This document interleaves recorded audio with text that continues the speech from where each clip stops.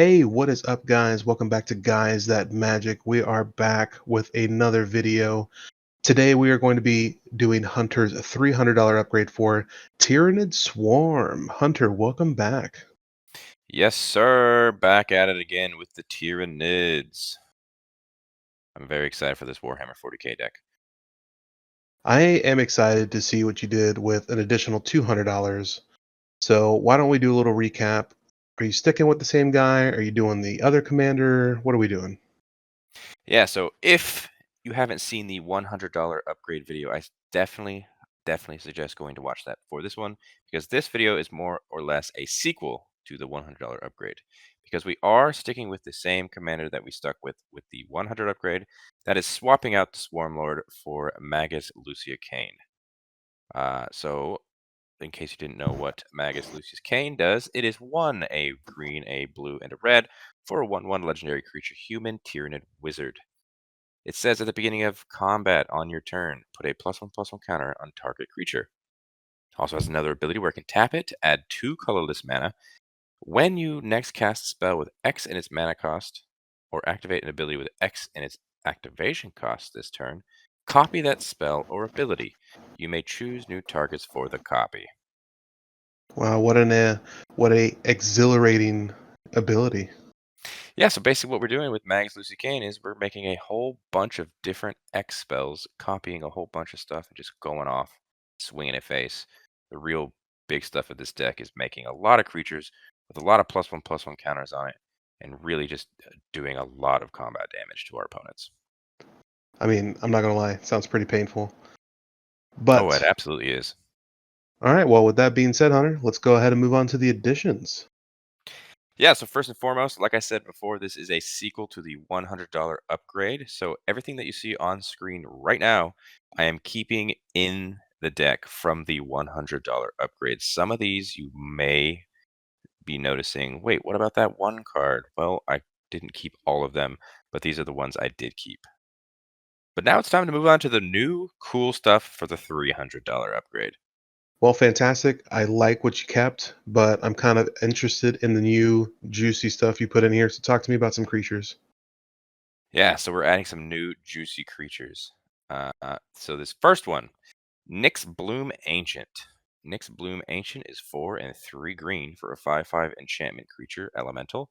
It has trample, and it says if you tap a permanent for mana, it produces 3 times as much of that mana instead. I'm sorry, not S- not double, triple. Not not double, 3 times as much.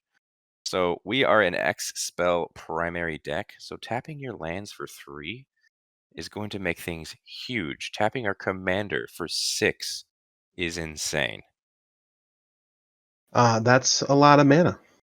It is a lot of mana, which is going to make some even bigger creatures like Primordial Hydra, which is X and 2 green for a 0/0. It is a creature, Hydra. It says it enters the battlefield with X +1/+1 counters on it. And it says at the beginning of your upkeep, double the number of +1/+1 counters on a Primordial Hydra. It also has Trample as long as it has 10 or more +1/+1 counters on it. So getting to those 10 +1/+1 counters on it seems pretty doable. Yeah, really easy. I'm not gonna, especially when you're doubling at the beginning of your upkeep each turn. That's pretty nasty. We're just doubling those counters. And with our commander in play and we tap our commander, we get 2 Primordial Hydras in play at the same time. Because one comes in as a token. This is ridiculous. Yeah, man, our commander is very powerful. And because we are a +1/+1 counter deck, Herald of Secret Streams is making its way into the deck. Herald of Secret Streams is 3 and a blue for a 2/3 creature Merfolk Warrior. It just says creatures you control with a +1/+1 counter on them can't be blocked. So we are going to do some extreme damage with our counter boys. I mean, I'm having flashbacks and it kind of hurts, and I don't want to deal with that again with the unblockable stuff from Shane's old decks. Yeah, man. If anytime you can get anything unblocked, it is an A+ in my book. Yeah, especially when it's going to be like a 1,000 Primordial Hydra. Watch out, man. One shot you. Well, I do enjoy the creatures you're throwing in here, but what other toys are you putting into this deck? Yeah, so I wanted to add a couple of different little toys that we didn't put in from the 100. First one here is Twinning Staff. Twinning Staff is 3 generic mana for an artifact. It says if you would copy a spell one or more times, instead, copy it that many times plus an additional time. You may choose new targets for the additional copy. And I can also pay 7 to tap this. To copy target instant or sorcery spell you control, you may choose new targets for the copy. Second part doesn't really matter because our commander is already copying a spell. So with Twinning Staff in play, I'm getting an additional copy of whatever my commander is making a copy of. So for example, Primordial Hydra, I'll get 3 of them. I scoop. You scoop. You don't want to see giant hydras coming at you? Not 3 of them. Not 3 of them. Yeah, it's pretty good. Speaking of 3, Yeah, speaking of 3, we are also adding Crackle with Power, which is X, X, X, and 2 red for a sorcery that says Crackle with Power deals 5 times X damage to each of up to X targets. So say that we have Nyx Bloom Ancient on the field, we've got Twinning Staff on the field, and we're playing Crackle with Power with our commander, and we put a bunch of different mana into Crackle with Power. We can pretty much, you know, kill our opponents in one blow. yeah, I think Crackle with Power is just a ridiculous card, especially in a deck where you're basically going to be producing an obscene amount of mana and copying an obscene amount of spells. Yeah, so just imagine that we put 15 mana into this card. We are doing 25 damage to up to 5 targets. So I mean, if we do that 3 times, I'm doing 75 damage to my opponent's face at bare minimum, which is pretty good. Yeah, I'd say that's excellent, sir. Yeah, not too bad. All right, Hunter, we're copying spells, we're dealing an obscene amount of damage, but how are you going to get there? Well, I wanted to add some insane cards into this deck, and the only way to add insane cards is to spend money on them. So these are the big guns, these 2 cards on the screen right now. They took a pretty penny of the budget of 300, but they are so worth it in this deck. So, first one is Doubling Season. It's 4 into green for an enchantment. It says if an effect would create 1 or more tokens under your control, it creates twice that many of those tokens instead. And if an effect would put 1 or more counters on a permanent you control, it puts twice that many of those counters on a permanent instead. Doubling Season fits so well with our commander because our commander is also making a token copy of a permanent spell. So we're getting 2 of those token copies when Doubling Season is on the field. And they're coming in with +1/+1 counters. Doubling Season doubles the counters on the spells. So it's pretty nuts. If there's not a more perfect card for this deck, I don't know what is. Yeah, Doubling Season is a very expensive card. I really, really want Wizards to reprint it so it comes down in price. But as of right now, it's a hefty price tag, but it's really good in this deck. Is that a Primordial Hydra as the background? It is, man. It's like Hmm, perfect. Hydras. It's like I'm doubling, terrified. doubling, doubling. Doubling Season was Terrified, meant for terrified, Hydras. terrified. Another X spell that costs a heavy price is Finale of Devastation. This is X and 2 green. For a sorcery, it says search your library and or graveyard for a creature card with converted mana cost X or less and put it on the battlefield. If you search your library this way, shuffle it. If X is 10 or more, creatures you control get +X/+X and gain haste till end of turn. So if we're copying Finale of Devastation a couple different times, we are making our creatures enormous with haste. Yeah, I mean, being able to cast this card with your commander and everything that I've seen you throw into this deck, not only from the 100, but now with the additional cards for the 300, this is mean.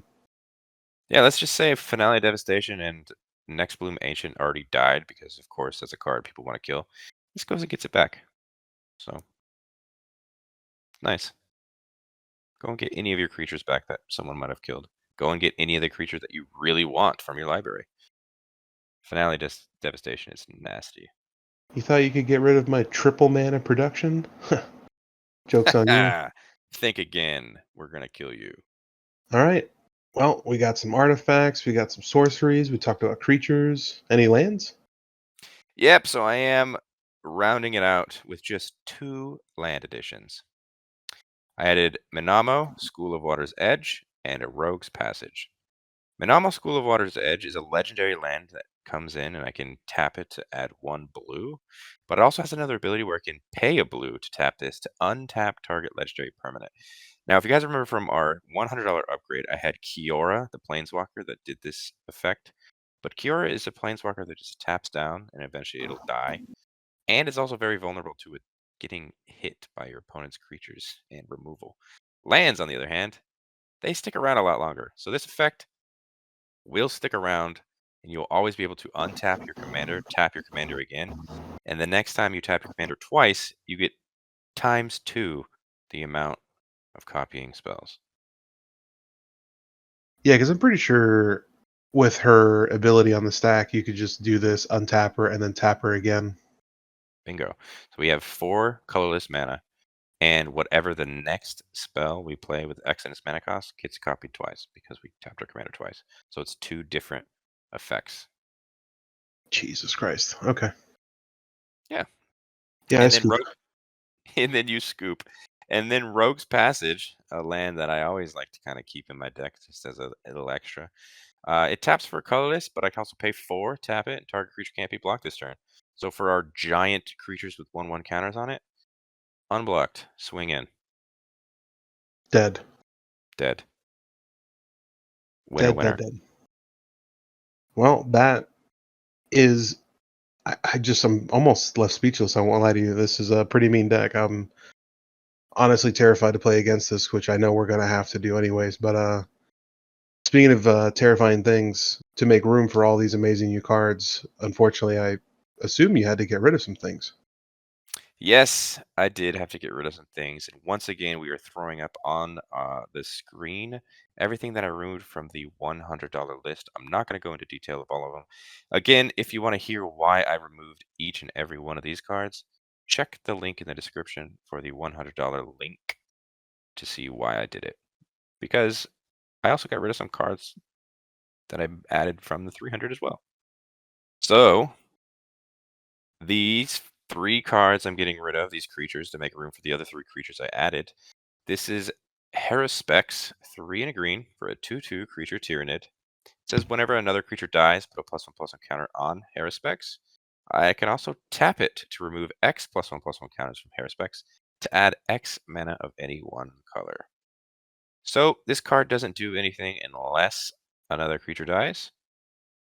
And then I have to remove the 1/1 counters on it. It just seemed a little slow for the deck itself, and it didn't have an X in its cost, so I got rid of it. Understandable. Another one I'm getting rid of is this big guy. This is Hierophant Biotitan. Hierophant Biotitan is 10 and 2 green for a 12/12 creature Tyranid. It says, as an additional cost to cast this spell, you may remove any number of +1/+1 counters from among creatures you control. This spell costs 2 less to cast for each counter removed this way. It also has Vigilance, Reach, and Ward 2, and it says it can't be blocked by creatures with power 2 or less. Now, while this is a giant, big, scary 12/12 Vigilance, Reach, Ward 2, it is still costing 12 unless you get rid of the counters that we worked so hard to put on our creatures in the first place. So I figured this was one that I could take out, and it can still be blocked by creatures with power 3 or greater. Doesn't have trample, so it'll just be chump blocked all the time. Yeah, I'm also pretty sure that in your deck, the way you've built it, you'll have a 12/12 on the field anyways. Exactly. I don't need to pay 12 to get 12/12 in worst Exactly. case scenario. I'm also getting rid of the Red Terror. The Red Terror is 3 and a red for a 4/3 legendary creature. Tyranid. It says whenever a red source you control deals damage to 1 or more permanents and or players, put a +1/+1 counter on the Red Terror. Here's the thing about my deck. It's 3 colors. So it's not always going to get that trigger. So that is going to get the boot. Yeah, plus I'm pretty sure you want to put counters on everything, not just Exactly. one card. Very little selfish there. Well, it is terrifying. Not as terrifying as I want it to be, so it's getting the axe. All right, Hunter, you added 3 creatures. You got rid of 3 creatures. What else did we do? So I'm also getting rid of these 2 cards here. These are 2 extra little spells, 1 sorcery, 1 artifact. Here's the reasoning. Rampant growth I'm getting rid of. 1 in a green, sorcery, search your library for a basic land card, put that card on the battlefield tapped, then shuffle. So I'm getting rid of this because we still have cultivate, explore, farseek. So we have some creatures that also grab lands. I just think we can leave it behind. We don't need this much ramp. So rampant growth, it's the weakest out of our ramp spells, so it's getting the boot here. A booty boot. Bodhi boot, also getting the boot. Icon of Ancestry. Icon of Ancestry is 3 generic mana for an artifact.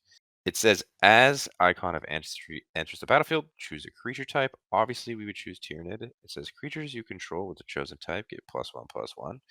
You can also pay 3 and tap it to look at the top 3 cards of my library and reveal a creature card of the chosen type from among them, put it onto your hand.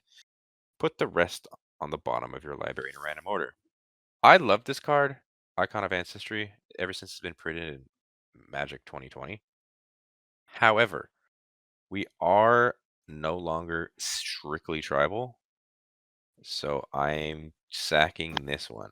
I did keep Herald's Horn in the deck because that will make our X spell Tyranids cheaper, but as an effect of just giving things +1/+1, and it's not guaranteed to give all of our creatures +1/+1 anymore, this one was the easier one to get rid of. No, I mean I completely get it, especially if you already have Herald Torn in your deck. I think this is a pretty good removal. Yep, sorry, Icon. But really good on any tribe deck. Not as iconic as it should have been. All right, Hunter. Creatures, spells. What about lands? Lands. Yes, we are removing 2 extra lands to make room for the 2 lands we added. The ones we're getting rid of is Rugged Highlands and Temple of Epiphany. Rugged Highlands enters the battlefield tapped. It says when it enters the battlefield, you gain 1 life. You can tap to add a red or a green. Just a little too slow in my opinion, and that 1 life is pretty negligible. So this one is getting the boot. Temple of Epiphany also coming in tapped. It says when it enters, you can scry 1. Tap to add a blue or a red. This one was a little easier to get rid of because we are less blue and red than we are green. So this one's getting the boot. It's just a little too slow. Comes in tapped. Booty boot. Booty boot. All right, Hunter. Impressive deck, my friend. But I must ask one final question. You were given $300 for this upgrade. What are we at? At the time of recording this video, my total with all the additions is $300.22. Well, this deck is now invalid. We must now retry. I have gone over budget by 22 cents. Throw me a quarter. Yeah, don't worry about it. Spoiler alert, I went over too. Oh! All right, Hunter, any final thoughts on the deck? Yeah, I am super excited for Tyranid Swarm. These upgrades made it even more powerful. I did play test it, and it's looking pretty spicy. I cannot wait to get the Precon upgrade battles going for everyone to see. My deck versus your deck versus David versus Shane in the 100 and 300 Precons. It's going to be fun. Yeah, the pre-con battles are going to be insane. I'm not going to lie to you. I'm actually quite excited as well because to see what we did with our 100s and to see what people are going to expect to see out of the 300s, I think is going to be pretty exciting. To make sure you guys see those videos as soon as they're posted, please make sure to subscribe to Guys That Magic on YouTube, Twitter, and on Instagram. If you guys feel like Hunter could have done anything differently, always feel free to post down below. We love interacting with you guys. We love commenting back and forth and kind of talking about what Hunter should have done, maybe what he shouldn't have done. Who knows? And while you're down there, go ahead and check out the link to the Mox Guild account. Not only do we have Hunter's beautiful deck here, but we have all of our other decks too. So just in case you want to try out something different, feel free to check them out. And as always, guys, thank you so much for sticking with us. Have a great rest of your day. Peace.